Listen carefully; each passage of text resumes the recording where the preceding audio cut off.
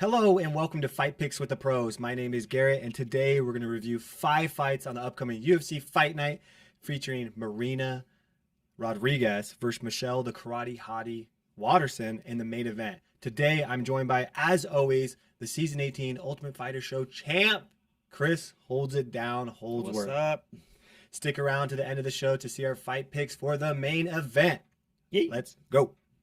Introducing Fight Picks with the Pros, brought to you by Fanduel.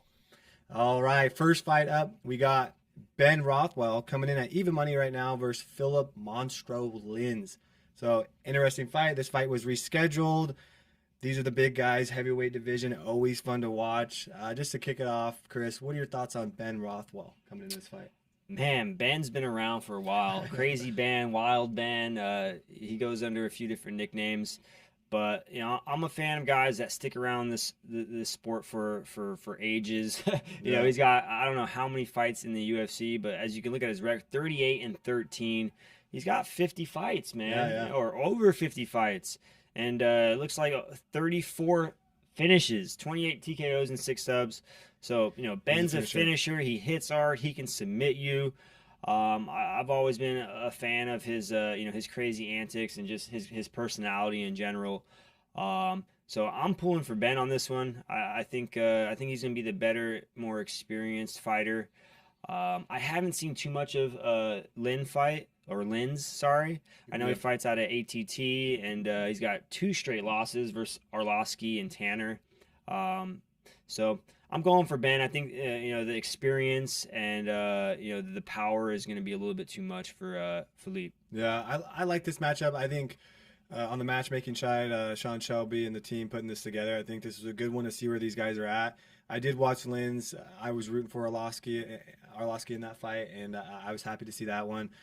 Ben, he's the type of guy, he's got that personality and that smile. He's like a jolly giant type guy, and it's hard not to root for him.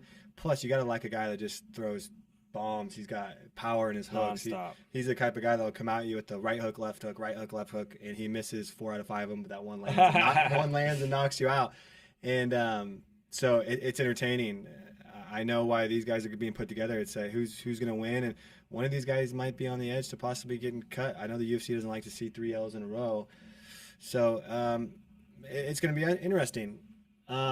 I also like Ben Rothwell in this fight. Like I said, he's got the personality. He's fun to watch. It's fun to go for a KO artist.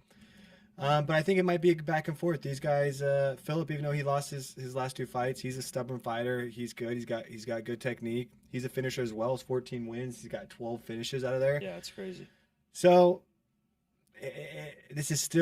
Lins is still looking for his first victory in the UFC. So it tells me that maybe this could be an upper caliber, something that he might not be able to grab onto and get a streak of wins going. So I'm also going to go Ben Rothwell. I'm going to go Ben by finish in the 2nd round. That's going to be my official fight pick. Ben Rothwell by 2nd round KO. Chris, what's going to be your official method of victory? Yeah, I think Ben. I don't know if Ben's gonna be able to finish Philip. I think he'll pull out a decision on this one. I think he's gonna be able to beat him everywhere and just kind of be, just win him on just edge him out just a little bit everywhere. And I think he'll take him to a decision and win a unanimous. Okay, I'm going KO. You're going decision. All right. Let's go on to the next fight on the card. We got Diego Ferreira coming in as the plus 156 dog versus Gregor the Gift Gillespie, coming in as a minus 194 favorite. So this is a lightweight bout. Gillespie hasn't fought since 2019 when he got starched by Kevin Lee. That was a scary one. KO. Very scary one going to that. Gillespie had a lot of hype coming behind him. Former NCAA Division I champ in wrestling. He has the highest takedown percentage in the UFC right now. He averages 7 takedowns per fight. So you know what's coming when you're fighting Gillespie. On the other side, we got Diego Ferreira, who is a BJJ guy. He's 17-3, and he's fought the top guys. He's got some L's, but Dustin Poirier, Dariush. So I really like this matchup as well. What do you think Diego's gonna have to do coming in this fight against a guy like Gregor, who's just this D1 wrestling champ? And how does that wrestling and BJJ collide? He's bringing the wrestling. Yeah. He's bringing the BJJ. What does that look like? So it looks like we're gonna have a classic like jiu-jitsu guy versus a wrestler. But Diego's actually got really good striking as well. He beat Pettis. He's got some good wins over some top guys, and I think some people underestimate his striking capabilities, and he uses his striking with his ground attacks and his grappling really well. But most of the time he can get takedowns and get on top of people. But I don't think this is going to happen with Gregor. Gregor being the wrestling stud that he is. And I don't think Gregor's going to want to strike with him too much because I think Diego will be able to piece him up on the feet. Oh, really? So I think Diego is going to piece him up on the feet, and Gregor's going to try to get the takedown and win on top. And I don't see him doing much on the ground. I can see him like getting into close guard or half guard and trying to rain down some ground and pound. And Diego is going to do his best to try to work back up to his feet and use his jiu-jitsu to submit him. It's going to be hard though, man. Like at that level, with that level of wrestling and jiu-jitsu, it's kind of hard to use your jiu-jitsu versus a top wrestler, at this level in the UFC. Sure. I'm sure Gregor has been doing jiu-jitsu for a while. He's just not going to get caught with anything stupid unless he puts his neck in a vulnerable position to get guillotined by Diego, because I know Diego has a good guillotine. So are we calling the fight yet? Or are we still talking? We can jump into it. Well, I mean, on Gregor's side, I think he's 7 takedowns per fight. He's going to take down Diego, right? But is he going to keep him down? Is he going to take him down? Is it going to be like a point fight, take him down to that point, a little bit of ground and pound, then kind of let him up or back up? Because I feel like if Gregor, he's controlling the hips on the ground, I see him, he spins around his opponent. He's getting his position he wants, right? And he's one of the best at that. But is he going to want to mess around too much on the ground and risk possibly getting caught by Diego if he sees something open? So that's interesting. And is Diego going to want to go to the ground? Does he welcome the takedown to kind of open up his guard and play around on the ground? Or is he going to try to keep it up and knows he has the striking advantage and try to strike with them? Yeah. What's your opinion on that? Is Diego going to welcome the ground game? Is he going to stay up and kind of... Yeah, I think Diego will welcome the ground game for sure because, any good jiu-jitsu guy is not afraid to be on their back. So, I think he'll work some submissions, but at the same time, he's good enough with the all-around MMA game to where he's going to be trying to work back up to his feet as well. He's not one of those jiu-jitsu guys that is just going to stay on his back and hope for a submission. So I think it's going to be a back and forth. Gregor's going to get some takedowns. I think Diego's going to land some shots on the feet. Yeah. And it's going to be a battle of conditioning. Who's going to be able to keep the pace? Is Gregor going to be able to keep that wrestling pace and keep taking him down and have to work up, down? Or is he going to get tired after a couple hard takedowns, Diego working back up, and then Gregor getting socked up on the way up? Is he going to start fading a little bit when Diego doesn't give up and stays in your face? I'm going to go with Diego Ferreira on this one. I think he just has a more well-rounded MMA game. His striking with his grappling, I think is gonna be good enough to win a decision on this one. Okay, I'm gonna go on the other side on this one. I'm going Gregor Gillespie. If this was before the Kevin Lee fight, we'd be saying Gregor Gillespie, no doubt, undefeated, wrestling top of the line, 7 takedowns a fight. So I'm gonna go with that mindset, and I hope his confidence is coming right back, bringing that Sean O'Malley undefeated confidence into the fight. And not thinking about that last KO loss. It's hard. Some fighters can't get out of their head, and it kind of leads them on this streak of losses. So I hope his coach has got his mindset in the right place, that he's feeling good, he's feeling healthy. So I'm going to go Gregor Gillespie, and I think I'm going to go by decision. I do agree that this is a great matchup, and it's going to be some point fighting back and forth. I took you down. I got to my feet. Yeah. I jabbed you 4 times. Now you're going for a take. It's going to be back and forth. I think it's going to be a close fight. But I'm going on the other side, Gregor Gillespie by decision. All right, next we've got up Neal, the Haitian sensation, Magny, coming in as a plus 156 underdog versus Jeff Hands of Steel Neal, coming in as a minus 195 favorite. So this was originally booked on August 29th. Neal Magny's coming into this as 24-8. I got to watch him fight up close and personal in Abu Dhabi when he lost to Michael Chiesa. Was definitely a good fight. He's fighting Jeff Neal, who just come off a tough loss against Stephen Wonderboy Thompson. Before that, he didn't lose for about 7 years. And we all know what he brings. He's got power in his hands. He's got that southpaw stance. So this is a great matchup. Welterweight division, number 9, number 10. What's your initial gut reaction when you look at these two guys? Who has the advantage when you look at these two guys? To me, Neal Magny has the advantage. He's Really? got more fights in the UFC. He's got the experience. It seems like every other card we're talking about Neal Magny. I know. Yeah, like how many 24 fights in the UFC, Yeah. 17-7, and he since 2013. Yeah. So he's put in a lot of fights. He's never afraid to throw down, and he trains with a great team, Elevation Fight Team, Yeah. the team in Colorado. Those guys are in Elevation. They have great coaches around. It's the same team Sandhagen is from. So Yep. those guys are doing great things in their all-around game. Then you got Geoff Neal, or Jeff Neal, sorry, just lost to Stephen Wonderboy Thompson. Was coming off a 7-fight win streak, and Thompson's just hard to figure out. Yeah. A lot of guys take those L's from Thompson. Yeah. You know, like he didn't have the right game plan, and Thompson just outstruck him and stayed on the outside and used a great display of striking. So I wouldn't hold that against him. I think Neal Magny is going to piece him up and just kind of like keep him on the outside. He's got a 5-inch reach advantage on this one. Yeah, it's huge. And they're both southpaw, if I'm not mistaken. Oh, no, wait. Actually, Neal changes. It says orthodox, but I think he changes. Yeah, he does he change. changes I've watched him, yeah. pretty frequently. Yeah. And then you got Jeff, who's a southpaw. So we'll see how that mixes up. But I think he's going to keep him on the outside and use the Neal pressure, put him against the cage. He likes to press people against the cage, and I think he's going to win a decision. Okay, yeah. He racks up a lot of decisions, so that is a good call.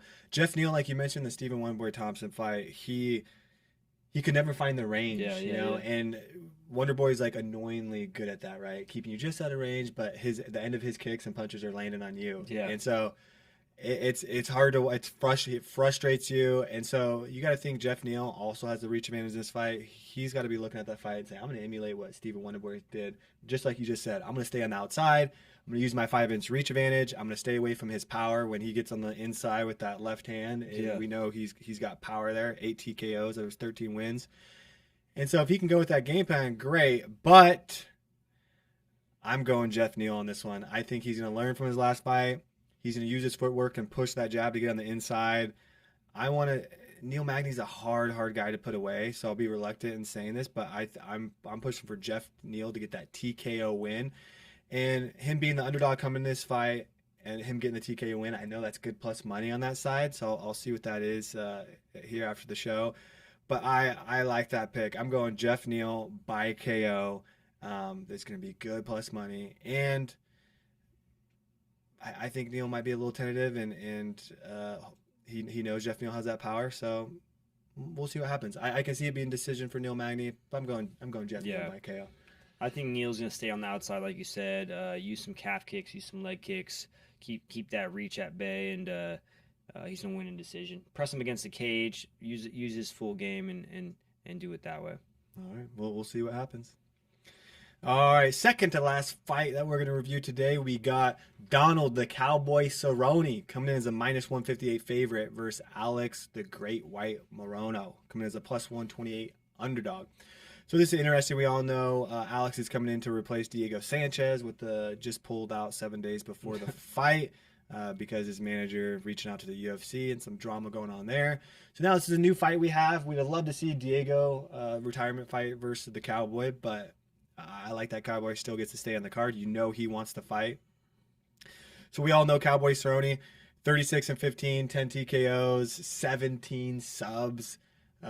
He's an orthodox fighter, always fun to watch, always comes to fight. Definitely was disappointed in his Conor McGregor showing. Yeah. I was pulling for him to make it a fight out of that one. But he's reaching the end of his career. He trains all day. We know what he brings to the table. So initially, what do you think about Donald Cerrone? This has to be one of his last fights of his career. Man, he's the man. Yeah. The Cowboy, like Yeah, I know. I love watching him fight. He's another guy who's just been around since I pretty much got involved in MMA. He was a guy in the WEC fighting back then. Yeah. He's one of the WEC fighters that got transferred over, and he's been active ever since. And if I'm not mistaken, is that 35 fights in the UFC, or is that his age? He's 36-15. He might have 35 fights, and don't quote me, but I know it's up there. It could be. Yeah, it could be. I see what you mean. yeah. he's got a ton of fights, and that's just experience after experience, and he's fought a lot of tough guys. He can win by submission, he can win by knockout, he can win, by decision. And then Alex Morono is coming in at 5 days' notice. You never want to fight Donald Cerrone on 5 days' notice. But I think Alex is the type of guy who's probably in the gym year-round, working on his skill set. He always comes in and surprises me, actually. Like, I've bet against Alex before. I'm just like, oh, man. And he wins or he does something, really good. So I think this is going to be a tough fight for Donald. Alex is no slouch. He also has, great striking and great ground game. But it's just going to come down to, is he ready to, have a all out fight? Yeah. 3 5-minute rounds. If you're not ready for it, it can be a lot for some people. But if you're in the gym all the time, it could be a blessing in disguise.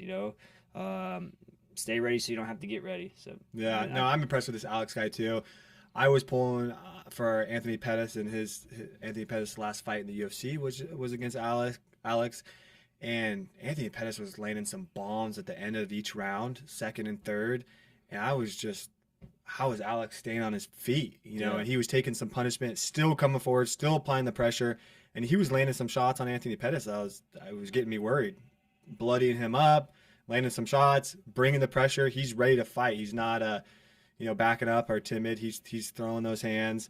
And he's a good fighter. He's never lost 2 fights in a row. So it's going to be interesting. But on the other side, I know Donald Cerrone, it's a different level of competition. You look back, and he beat Quinta, and he went on a skid before that, right? Ferguson, Gaethje, McGregor, Pettis. Now, these are Ferguson, Gaethje. These guys are at the top of the heap, and Donald gets these big names because he has this name in the sport. Alex doesn't fit in that lineup. There's a difference between that top echelon of fighters and then Alex, but not to take anything from Alex. He's a great fighter. So this is a really tough one for me to call. So I'm going to have Chris throw out your official fight pick for this one. Break it down just a little bit. Give me your official pick and method of victory for this one. Yeah, man, Donald, he really surprised me in his grappling match versus RDA. He armbarred him twice in overtime. Yeah, that's crazy. That was crazy because RDA is no slouch on the ground. So, Donald, I could see Donald winning this fight with, some sort of head kick. Wobble him and then jumping on a guillotine or jumping on his back. I love those type of finishes, like when you wobble him on the feet and then you jump on a submission. Yeah. And I've seen Donald do that before. A ton of times. But Alex is no slouch on the ground either. But the 5-day notice, I think Donald's gonna sneak something in there, wobble him, and then jump on his neck somehow. Okay, so you're going Donald by TKO. I'm also gonna go Donald Cerrone. If this was a clean fight camp for both, I'd be more even on this. But since he is coming in with a 5-day notice, Donald's got a full camp on him. Usually it's Donald coming in off the short notice, right? So I'm going Donald Cerrone by decision. I also think he's going to piece him up on the feet, might even wobble him.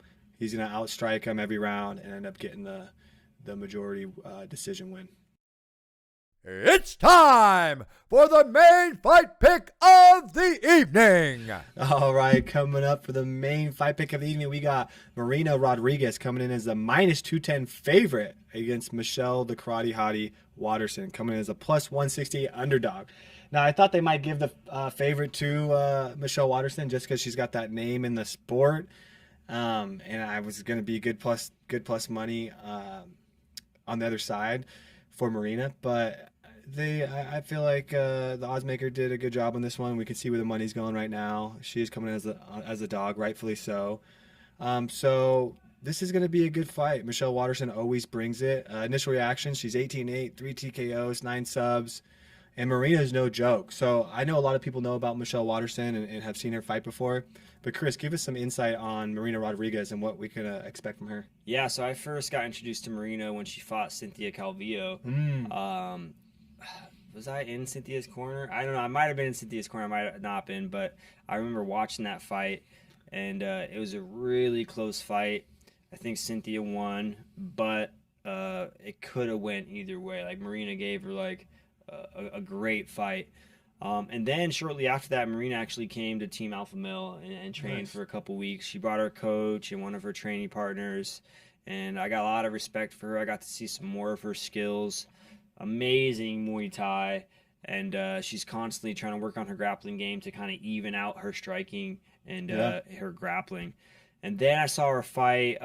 She fought Carla Esparza, which was another close fight. You know, Carla's a she former always brings champ, it. and Carla was able to edge her out and win a close decision. So she's lost a couple really close decisions that she did a lot of damage in, and they were really tough girls. But then if you just watched her Rebus fight, It's a great fight. She finished Rebus. Yeah. It was a really nice finish. And in my opinion, in this fight, I'm a huge Michelle Waterson fan. I've always have been. I like her style, but I think Marina's Muay Thai is gonna be a little bit too nasty for Michelle. She's gonna be able to connect on the more cleaner, more powerful strikes. And then once Michelle starts getting tagged up, I think she's gonna try to take Marina down.